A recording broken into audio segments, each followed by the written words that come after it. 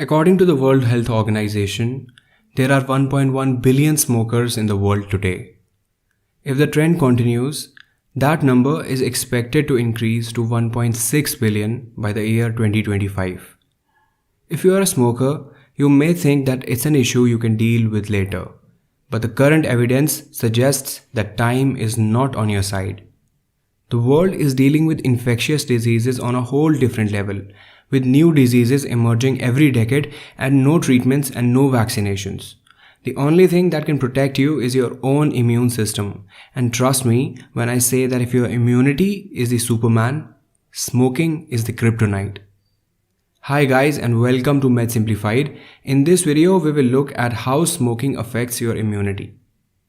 Smoking harms the immune system and can make the body less successful at fighting diseases. The immune system is the body's way of protecting itself from infections and diseases. It works to fight everything from cold and flu viruses to serious conditions like cancer.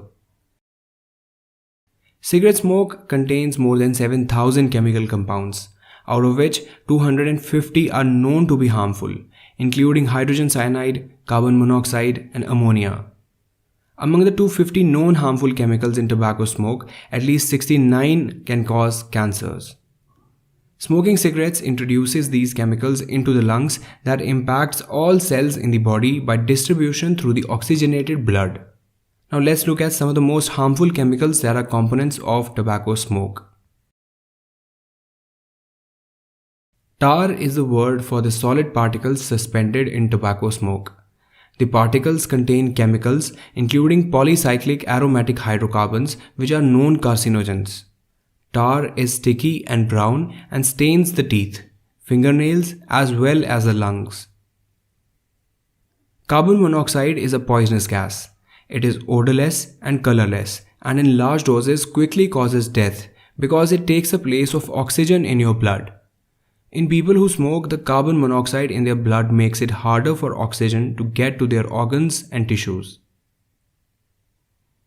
Cigarette smoke contains a lot of oxidizing chemicals which are highly reactive chemicals that can damage the heart muscles and blood vessels. They lead to heart diseases, stroke, and blood vessel diseases.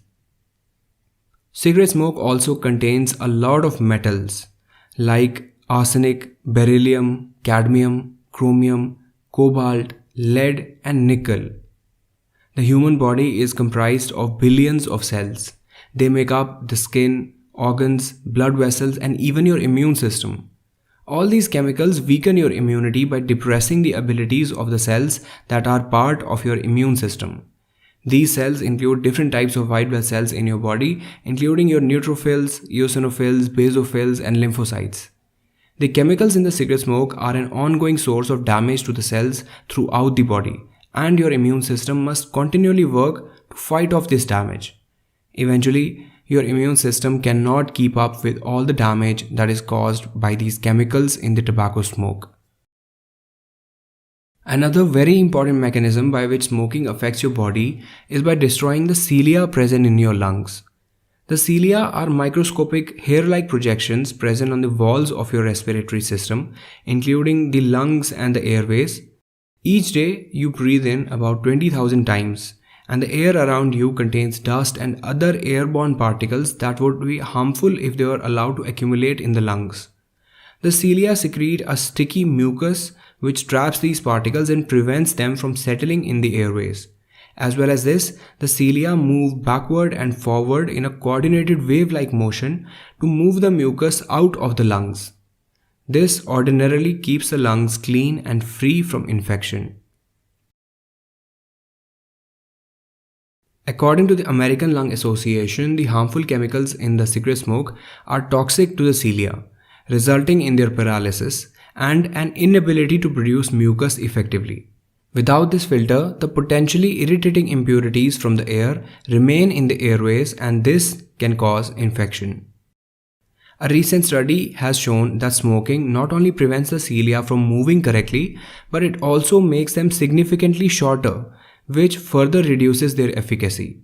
Prolonged smoking will eventually destroy them completely, making the smoker even more vulnerable to infections. Smoking increases the risk of more than a dozen diseases that can affect all systems of the body.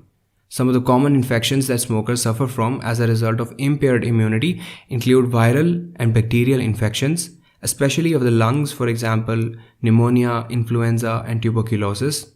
They also suffer from periodontal or gum diseases, bacterial meningitis, infections that occur after the surgeries, Crohn's disease, and many types of cancers.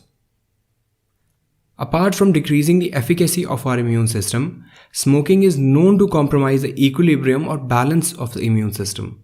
This increases the risk for several immune and autoimmune disorders, which are diseases caused when the immune system mistakenly attacks the body's healthy cells and tissues. A classical example of this includes the development of COPD in chronic smokers.